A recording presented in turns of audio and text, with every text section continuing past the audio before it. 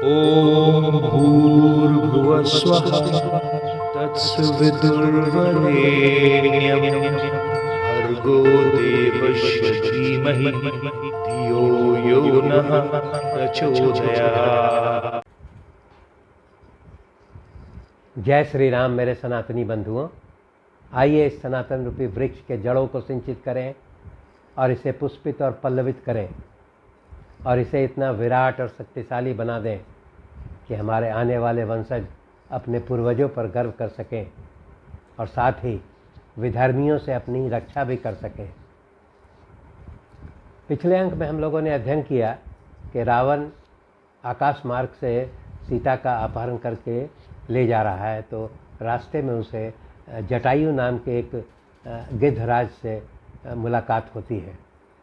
जटायु जो है वो रावण को बहुत दुत्कारता है और वो कहता है कि मैं तो वृद्ध हूँ, तुम युवा हो, मेरे पास कोई अस्त्र शस्त्र नहीं है, तुम्हारे पास बहुत सारे शस्त्र हैं, परंतु वो कहता है कि मैं फिर भी रामचंद्र जी की पत्नी सीता का अपहरण अपने जीते जी नहीं करने दूंगा।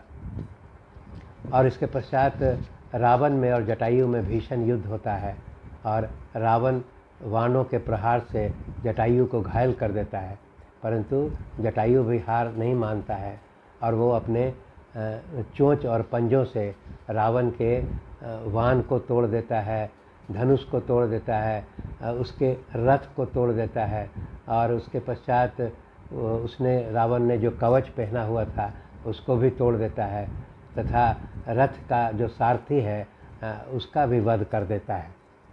इसके पश्चात वो रावण जो है वो रावण को भी अपने चोंच से घायल कर देता है।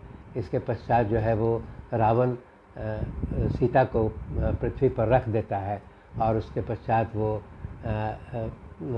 उसके पास एक तलवार जो बचा हुआ था उस तलवार को निकाल करके और फिर जटायु के दोनों पंख और दोनों पंजों को काट देता है। जब ये जटायु का जो अंग जब कट जाता है तो वो निढाल होकर के पृथ्वी पर गिर जाता है। इस अंक में हम लोग अरण्य कांड के 52वें सर्ग से लेकर के 56वें सर्ग तक का अध्ययन करेंगे। इसमें रावण जो है वो सीता को जब अपहरण करके ले जा रहा है तो इसमें दर्शाया गया है कि सभी देवता और ऋषि मुनि जो है बहुत प्रसन्न होते हैं और वो आपस में विचार करते हैं कि सीता जो है वो रावण के महल में पहुंचा दी गई है और वो इसकी ये आशान्वित होते हैं कि अब लगता है कि राक्षसों के वध का समय आ चुका है और उसके पश्चात वो बड़े प्रसन्न होते हैं। और सीता जो है वो अपहरण के दौरान जो है विलाप करती हुई राम और लक्ष्मण दोनों को पुकारती है और फिर रास्ते में जो है उनके बाल में या शरीर पर जो भी फूल वगैरह था वो रास्ते में गिरते जाते हैं। और उसके पश्चात फिर सीता ने बहुत सारे आभूषण जो पहने हुए थे वो भी एक एक करके रास्ते में गिरते जाते हैं, टूट टूट करके वो रास्ते में गिरते जाते हैं। और उसके पश्चात सीता जो है विलाप करती हुई रावण को भला बुरा भी कहती चलती हैं। वो कहती हैं कि तुम नीच हो और तुम्हें ये लज्जा नहीं आ रही है कि तुम मेरे स्वामी जब वहाँ पर उपस्थित नहीं थे और तुमने मेरे स्वामी को मुझसे दूर भेज करके उनकी अनुपस्थिति में मेरा अपहरण कर लिया है और तुम नीच हो और तुम ये सोचते हो कि ये तुम्हारा बहादुरी का काम है, तो ये तुम्हारा सोचना गलत है। तुम्हारे इस कर्म को सभी लोग जो है वो घृणित और क्रूरतापूर्वक और पाप कर्म बताएंगे। और इसके पश्चात वो ये बताती हैं कि जैसे ही रामचंद्र जी को हमारे पति और देवर लक्ष्मण को मालूम होगा तो वो तुम्हारे और तुम्हारे पूरे राक्षस कुल का विनाश कर देंगे। और वह सीता यह भी बताती है कि तुमने जिस उद्देश्य से मेरा अपहरण किया है वो इच्छा तुम्हारी कभी भी पूर्ण नहीं हो सकती है, क्योंकि मैं एक पतिव्रता नारी हूँ और मैं किसी दूसरे का वरण नहीं कर सकती हूँ।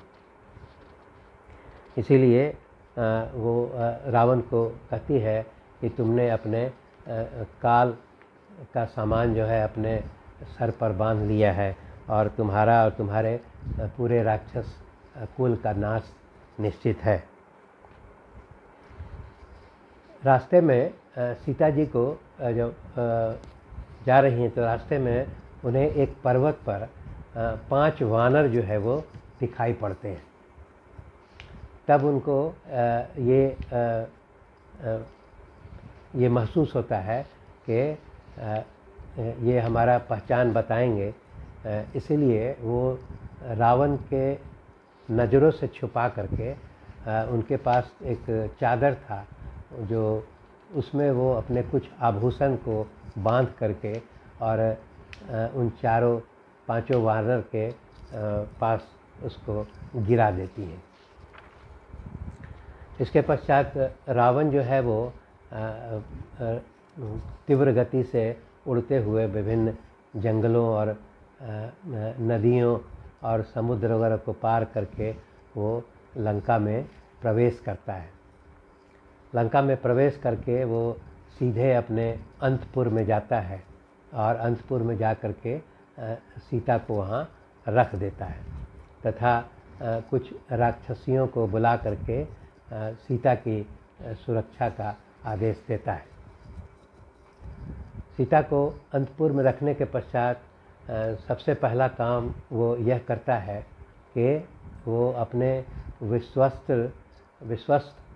8 बलशाली राक्षसों से मुलाकात करता है और उन्हें बताता है कि जनस्थान में हमारे भाई खर और सेनापति दूषण तथा 14,000 राक्षसों का वध श्री रामचंद्र जी के द्वारा कर दिया गया है। वो उन राक्षसों को बताता है कि जब तक मैं अपने भाई खर और दूषण के वध का बदला नहीं लूँगा मुझे शांति नहीं मिलेगी। इसीलिए वो उन 8 राक्षसों को कहता है कि आप उस जनस्थान में जाइए और वहाँ रह करके और वहाँ के स्थिति पर नज़र रखिए और वहाँ से सूचना प्राप्त करके हमको बताइए। वो 8 राक्षस जो है वो रावण का आदेश प्राप्त करने के पश्चात वो सहर्ष जो है जनस्थान की ओर प्रस्थान कर जाते हैं। इसके पश्चात वो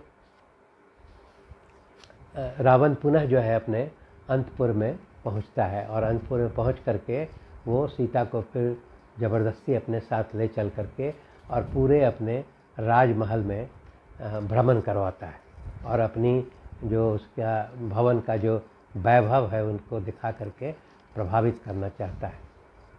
उसके पश्चात वो सीता को बोलता है कि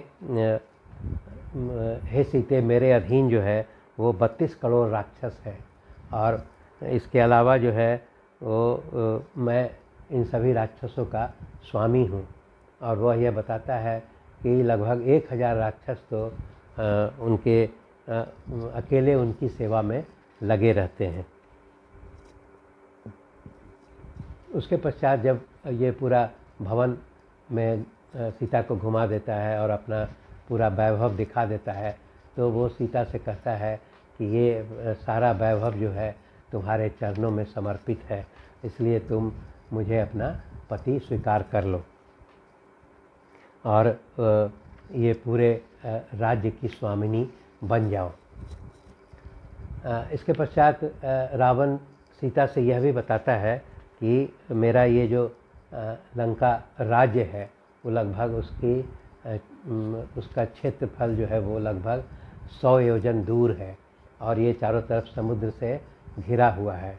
और वो ये बताता है कि तुम्हारा पति श्री राम के लिए संभव नहीं है यहाँ कि वो तुम्हें प्राप्त कर सके।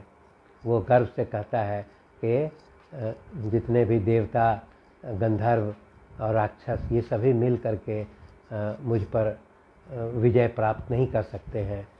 वैसी स्थिति में तुम्हारे इस वनवासी पति का कोई औकात नहीं है कि वो हमसे तुम्हें छुड़ा करके ले जा सके। इसीलिए वो सीता से कहता है कि ये सारा वैभव तुमको समर्पित है और तुम इसका वैभव का मेरी पत्नी बन करके उसकी स्वामिनी बन जाओ। वो ये कहता है कि मैं जो है काम पीड़ित हो गया हूँ तुम्हारे प्रेम में, और मैं चाहता हूँ कि मुझे असफलता नहीं मिले, इसलिए मैंने आज तक किसी भी स्त्री के चरणों में अपना सर नहीं झुकाया है, परंतु मैं तुम्हारे चरणों में जो है अपना सर झुकाता हूँ कि मुझे अपना पति स्वीकार कर लो और मेरी भार्या बन करके और इस लंका की स्वामिनी बन जाओ। परंतु जो है सीता जो है वो रावण को फिर धुतकारती हैं और कहती हैं कि तुमने रामचंद्र जी से बैर ठान लिया है और मैं एक पतिव्रता नारी हूँ, और जिस समय राम और लक्ष्मण को ये मालूम हो जाएगा वो यहाँ पहुँच करके तुम्हारे पूरे राक्षस कुल का नाश कर देंगे, और आज से तुम समझ लो कि तुम्हारी जो लंका है वह भी विधवा हो गई है, और ये तुम्हारे लंका के विनाश की घड़ी नज़दीक है। वो सीता जी ये बताती हैं कि मैं एक पतिव्रत धर्मपरायण नारी हूँ और यज्ञ वेदी के समान हूँ, और तुम जो है वो महापापी हो, चांडाल के सरीखा हो, और तुम मेरा स्पर्श नहीं कर सकते हो। वो यह भी बताती हैं कि मेरा शरीर जो है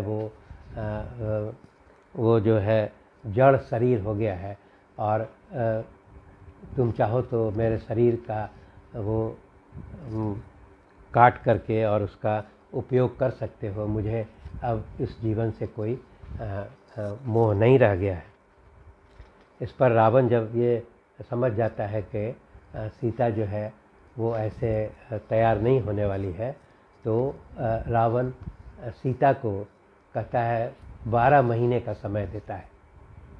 कुल 1 वर्ष का समय सीता को देता है। वो कहता है कि मैं तुम्हें 12 महीने का समय देता हूँ, और इस बीच में अगर तुम मेरे पास स्वेच्छा से आ जाओगी तो तुम मेरी भार्या बन जाओगी। अगर नहीं तैयार होगी तो अगले ही दिन जो है तुम्हें काट करके और सुबह के भोजन में हम लोग कलेवा बना करके तुम्हें खा जाएंगे। और इसके पश्चात वो कुछ चुनी हुई राक्षसियों को बुलाता है और कहता है कि तुम सीता को अपने पास सुरक्षित रखते हुए इसे अशोक वाटिका में ले जाओ।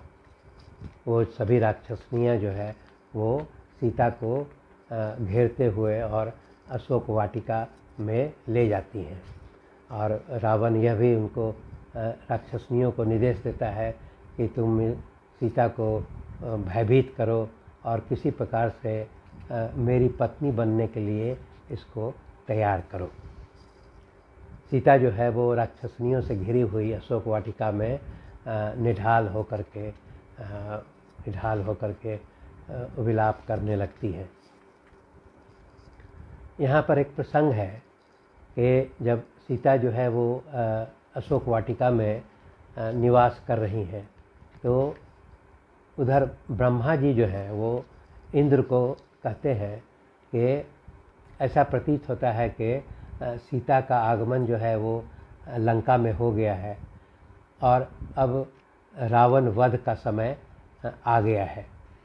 परंतु ब्रह्मा जी ये चिंता प्रकट करते हैं कि सीता जी जो है वो भोजन लेना बंद कर दिया है उन्होंने, इसलिए उनके प्राणों के का नुकसान हो सकता है।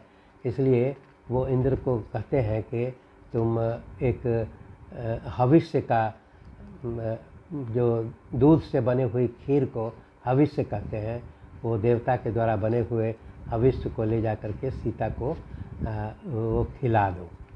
इस पर इंद्र जो है वो दूध से बनी हुई खीर हविष्य जो देवताओं के द्वारा बनी हुई थी उसको ले करके और अशोक वाटिका में जाते हैं। सबसे पहले वो अपनी शक्ति से सभी राक्षसों को निद्रा में सुला देते हैं और उसके पश्चात सीता के पास पहुंच करके उन्हें सांत्वना देते हैं कि उनके पति राम और लक्ष्मण जो है सुरक्षित है और वे जल्दी ही आपको यहाँ से छुड़ा करके ले जाएंगे। इस पर सीता जी शंका भी जाहिर करती हैं कि कैसे मैं विश्वास करूं कि आप इंद्र हैं। तो वो इंद्र फिर अपना पूर्ण परिचय देते हैं। जब सीता जी को ये विश्वास हो जाता है तो वो स्वेच्छा से उनके द्वारा लाई गई हविष्य का वो कहती हैं कि मैं इसको अब खा लूँगी। और इंद्र बताते हैं कि जब आप इसको खा लीजिएगा तो कई वर्ष तक जो है आपको भूख प्यास नहीं लगेगी। तो इसके पश्चात वो इंद्र जो है सीता को खीर दे करके और उसके बाद प्रस्थान कर जाते हैं।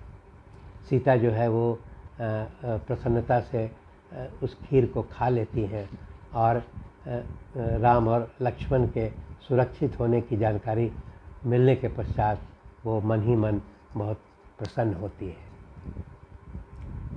शेष अगले अंक में। धन्यवाद।